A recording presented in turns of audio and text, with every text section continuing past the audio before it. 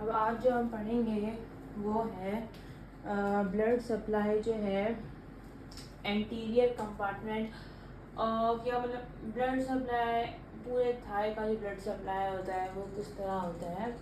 तो इसमें हम शुरू करेंगे यहाँ से। पहले होती है ऊपर ऊपर यहाँ पे आपको नज़र आ रही होगी, ये होती है common iliac artery. Common iliac artery जो होती है ये एओर्टा से निकलती है। कॉमन इलियक आर्टरी नीचे आती है तो ये डिवाइड हो जाती है दो ब्रांचेस में। एक इसकी ब्रांच होती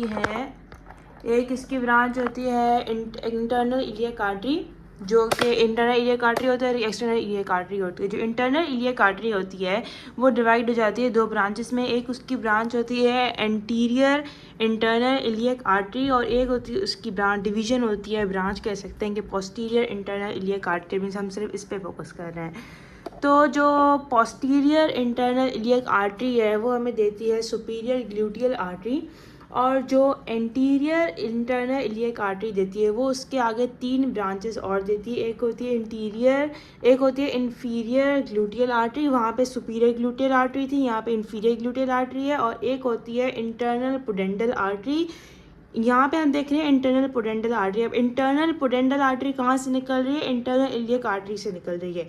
इसकी आगे एक एक्सटर्नल पुडेंटल आर्टरी भी होती है, वो हम आगे जगह दिखाएंगे, वो निकलती है एक्सटर्नल इलियक आर्टरी से। तो इंटरनल इलियक आर्टरी से इंटरनल पुडेंटल आर्टरी निकल रही है, उसकी एक ब्रांच से इंटरनल पुडेंटल आर्टरी निकल रही है। और एक और देती है ऑब्टूरेटर आर्टरी। ऑब्टूरेटर आर्टरी में बताया मिडिल साइड ऑफ थाई को सप्लाई करती है। तो एंटीरियर कंपार्टमेंट में हम पढ़े भी फेमोरल आर्टरी, हमारा जो मेन मकसद है वो फेमोरल आर्टरी को पढ़ना है। और उसमें पहले जिसकी शुरुआत है वो कॉमन इलियक आर्टरी से थे। कॉमन इलियक आर्टरी है, कॉमन इलियक आर्टरी ने दो डिवीजन दी, एक इंटरनल इलियक आर्टरी थी, एक्सटर्नल इलियक आर्टरी थी। इंटरनल इलियक आर्टरी जो है वो डिवाइड हो गई एंटीरियर डिवीजन में, पोस्टीरियर डिवीजन में। जो एंटीरियर डिवीजन है उससे तीन और आर्टरीज निकल रही हैं, एक है इन्फीरियर ग्लूटियल आर्टरी, एक है इंटरनल पुडेंटल आर्टरी और एक ऑब्टूरेटर आर्टरी। ये भी जो है लोअर लिम्ब को सप्लाई कर रहे हैं, लेकिन सप्लाई कर रहे होते हैं।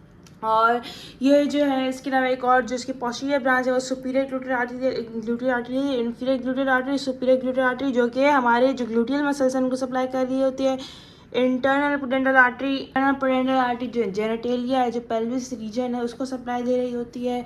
और यहाँ पे पोस्टीरियर सुपीरियर ग्लूटियल आर्टरी से है उसके बाद। अब हम आते हैं एक्सटर्नल डिवीजन पे कॉमन इलियक आर्टरी की। External artery, external iliac artery पे, ये इंटरनल इलियक आर्टरी थी, एक्सटर्नल इलियक आर्टरी। एक्सटर्नल पहले कॉमन इलियक आर्टरी है वो डिवाइड हो गई दो में, external iliac artery, internal iliac artery. जो एक्सटर्नल इलियक आर्टरी है अब ये लोअर लिम्ब पे एंटर होगी। लोअर लिम्ब जैसे ही एंटर होगी, जब ये अब ये जो हमारे पास लाइन बनी हुई है ASIS से लेके प्यूबिक ट्यूबरकल तक, ये हमारा इंग्वाइनल लिगामेंट है। ये एक लैंडमार्क है जो डिवाइड करता है लोअर लिम्ब को, और जो ऊपर उसके एंटीरियर एब्डोमिनल वॉल होती है उसको जो है सेपरेट करता है। तो जैसे ही internal iliac artery inguinal ligament के बिलो उसके पीछे से गुजरती है तो वो कन्वर्ट हो जाती है फीमोरल आर्टरी में। यहाँ तक ये थी इंटरनल इलियक आर्टरी, इसके बाद ये हो गई फीमोरल आर्टरी। जब वो गुजरी कहाँ से? जब वो गुजर गई पूरी पीछे से इंग्वाइनल लिगामेंट के।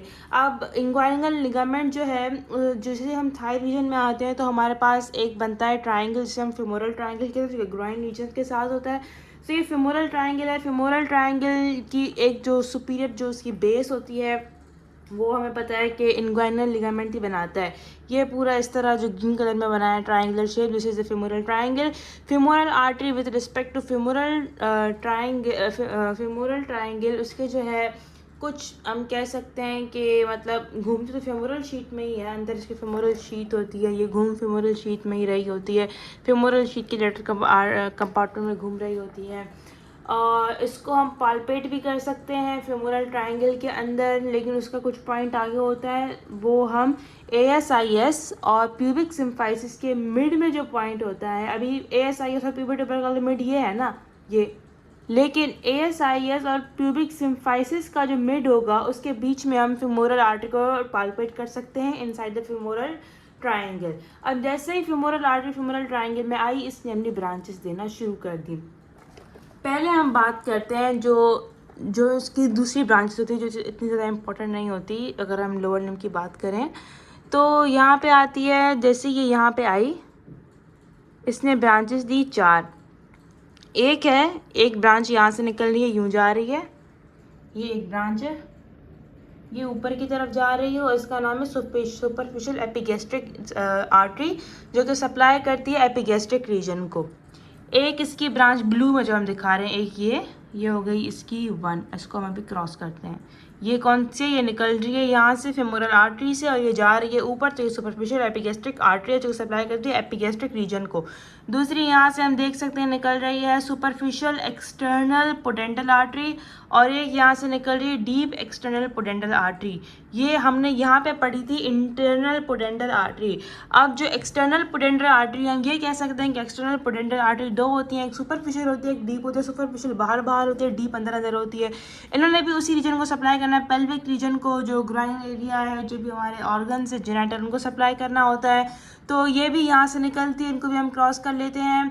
कहाँ से निकली? फेमोरल आर्टरी से निकली।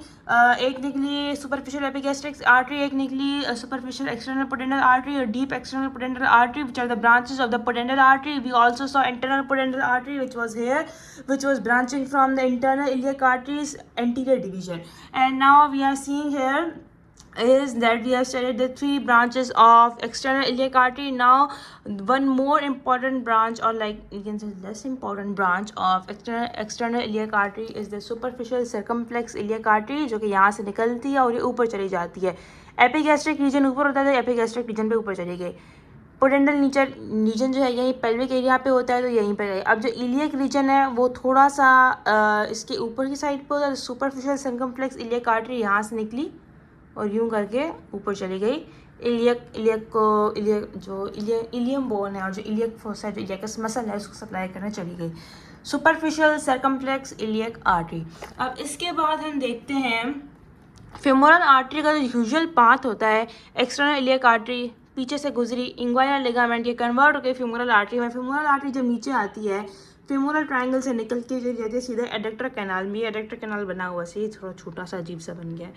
ये एडेक्टर कैनाल है। जब एडेक्टर कैनाल के अंदर से गुजरती है तो उसको एग्जिट करना होता है एडेक्टर हाइएटस से, जो कि नी के थोड़ा ऊपर पॉइंट होता है, और उसके बाद वो नी में एंटर हो जाती है।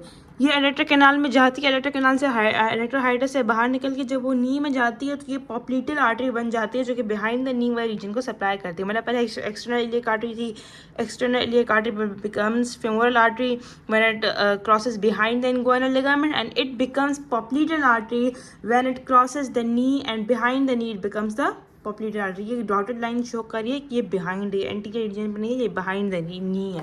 सही है। अब हमने 4 ब्रांचेस पढ़ ली। इसके अलावा हम एक और ब्रांच पढ़ेंगे फेमोरल आर्टरी की, जो कि मोस्ट इम्पॉर्टेंट ब्रांच है और सबसे ज़्यादा लार्जेस्ट ब्रांच ये होती है। फेमोरल आर्टरी जैसे ही एंटर होती है यहाँ पे इंग्वाइनल लिगामेंट्स में, तो ये एक सबसे बड़ी ब्रांच देती है रेड कलर की, जो कि यहाँ से निकल रही है, ये वाली इस पॉइंट से जो ये ब्रांच निकल रही है। This is the profunda femoral artery. Profunda means deep, ये डीप होती है और ये फेमोरल आर्टरी होती है। Profunda femoral artery largest branch है। सही है। ये फर्दर ब्रांचेस देती है। सही है। इसकी ब्रांचेस क्या होती हैं? इसकी तकरीबन 6 ब्रांचेस होती हैं। पहले तो ये आती है तो ये 2 ब्रांचेस देती है। ये यहाँ से निकली, इसने यहाँ पे आके 2 ब्रांचेस दी। एक इसने ब्रांच डॉटेड लाइन ये शो करिए मीडियल सर्कमफ्लेक्स आर्टरी को, मीडियल सर्कमफ्लेक्स फेमोरल आर्टरी को, और ये जो लाइन आगे से लाइन नज़र आ रही है ये वाली, ये हमारी ब्रांच है लेटरल सर्कमफ्लेक्स फेमोरल आर्टरी। इसने ये 2 ब्रांचेस दी, मीडियल सर्कमफ्लेक्स फेमोरल आर्टरी और लेटरल सर्कमफ्लेक्स फेमोरल आर्टरी। ये 2 ब्रांचेस गई यूं जाके। अच्छा, ये जो है, जो हेड होता है फीमेल का, उसके सराउंडिंग जो है ये जाती हैं और ये एनास्टोमोसिस में भी कोई रोल प्ले करती हैं। इसके बाद जो ये प्रोफंडा फेमोरल आर्टरी जब ये नीचे आई तो ये कुछ और ब्रांचेस देती है। ये सारी इसकी ब्रांचेस हैं, ये और ये सारी इसके ब्रांचेस हैं। इनका नाम परफोरेटिंग ब्रांचेस होता है। ये 4 परफोरेटिंग ब्रांचेस देती है, मस्कुलर ब्रांचेस भी देती है, और इसके साथ ये 2 ऊपर में ब्रांच देती है। एक होती है लेटरल सर्कमफ्लेक्स फेमोरल आर्टरी, एक मीडियल सर्कमफ्लेक्स फेमोरल आर्टरी, जो कि हेड ऑफ फीमेल को सराउंड करती है ऊपर। इंग्वाइनल लिगामेंट्स के थोड़ा नीचे जब आते हैं फेमोरल आर्टरी तो उसके साथ ये निकल जाती है और ऊपर ये ब्रांचेस दे रही होती है। तो ये सारा हमारा हो गया फेमोरल आर्टरी।